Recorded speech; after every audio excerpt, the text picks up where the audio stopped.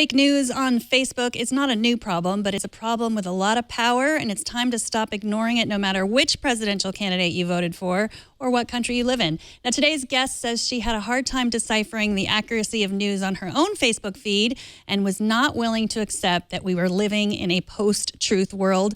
Nabanita D is a grad student at the University of Massachusetts in Amherst and recently developed a tool to help solve the Facebook news problem. Welcome, Nabanita. Hi. Thanks for coming on. So let's start with your own personal experience with faked news. So when you went to your Facebook feed before the election and you saw this news, what did you think? I thought that there were a lot of news which was being shared on Facebook, and oftentimes it was difficult to understand that whatever was being shared, was it true or not? And because a lot of fake news was shared, it was kind of scary for anyone to read it. And I don't know, it was just overwhelming. A lot of people said that it kind of influenced the elections.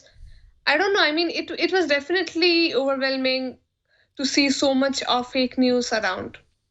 So you were getting ready for the Princeton Hackathon at this point, and tell us a little bit about what you and your group did at the hackathon. Sure. So we formed the team at the hackathon, and we built a Chrome extension for detecting fake news as well as images. So what we did was for every post that you go through on your news feed, we are gonna say what is fake, which is verified or non-verified. So for every post, it will have like a tag: verified, non-verified. So we do that by kind of checking it against a system that we have built, which kind of assigns a score to each link. Now, if that score is not enough a certain threshold, what we do is we go back and get the real information from Google or Bing and summarize that and show to the user. And that real information comes from more verified links. For images, what we do is, like, for example, a lot of people post Twitter snapshots of maybe celebrities tweeting something, but it's actually photoshopped. So what we do is we go on Twitter, we check if that was really tweeted by that celebrity or not. If not, we say non-verified. If it is, then we say verified. So this is a Chrome extension. Does it just work It just works in Facebook, right? Not across the web? It just works on Facebook for now. And so tell us about your team and what your background and your other team members' background. Sure. So I go to school at UMass Amherst as a grad student. I'm studying computer science. In my team, there's Anand, who is a freshman at Purdue. There is Mark and Quillen. Both of them go to Illinois at Urbana-Champaign, and they are sophomores there. And all of us are computer science students.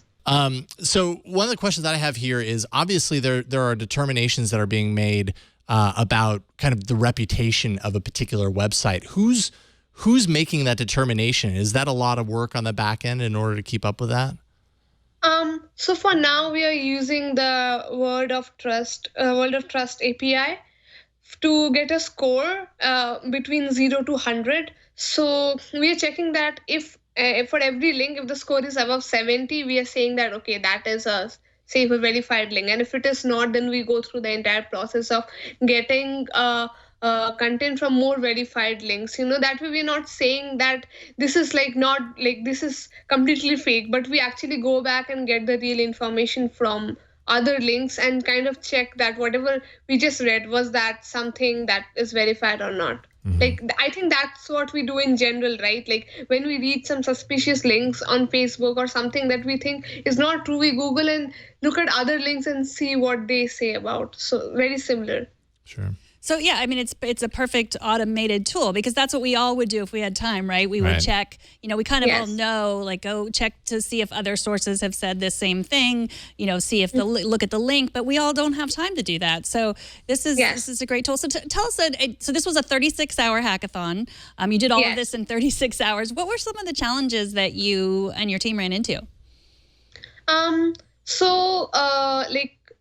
You can't exactly change the UI of Facebook because they don't allow you to do that. Like maximum what you can do is like put like what we built was just put a button on the side, but you can't make posts go away and things like that because Facebook treats all those things as like an ad blocker. So one of the most difficult things was like kind of scraping the Facebook page, obviously with due permission from the engineers who were present at the hackathon from Facebook. We kind of scraped the page and got the links. So that was like most difficult part. Another was like the other teammates, like two of the other teammates, like Mark and Quillen, for them it was the first hackathon, and most of us were getting introduced to, like, we haven't done coding in JavaScript. Like, I'm like a backend person, I always work on the backend part, so that was a challenge of putting everything together and making it work. So I think those were few challenges that we faced during like completing an end-to-end product. Yeah, for sure. Now, this was a Facebook sponsored event, at least in part. Facebook sponsored this. Do you think any of the right people from Facebook were watching kind of the solution that you had put together and, I don't know, taking notes? We don't know. I mean, there were a few engineers from Facebook there at the hackathon, and sure, like when it was judged, everyone came to everyone's booth, and everyone got a chance to showcase what they built. So I don't know if someone was taking notes internally, but definitely we tried to build something which will help everyone, like all the users out there on Facebook. For sure. So I installed the Chrome extension, and it said it can read and change any information on Facebook. Why do you have to say that? I don't know, like maybe people have different expectations from us. Maybe they do not know that Facebook do not allow you to change information or add information, like as in like maybe change the UI, like make a post disappear. We can't do that. Like that's not something that Facebook allows developers to do. So I thought that would be pretty helpful to put it up so that if someone is expecting us to just remove all those posts from their timeline, that's not possible. Like if Facebook makes that available to developers, sure, but right now that's not something that we can do. Well, this is really impressive. I mean, I love reading that you were new to JavaScript. It was a new language. You guys learned it in a weekend. That's pretty amazing. Yes. I mean, like literally the front end people were like watching videos online on how to use JavaScript initially, and by the end we had this entire thing running. Nice. That's really impressive. Well, Navneena, thank you so much for joining us. Thank you for your hard work. I'm excited to see what you do next.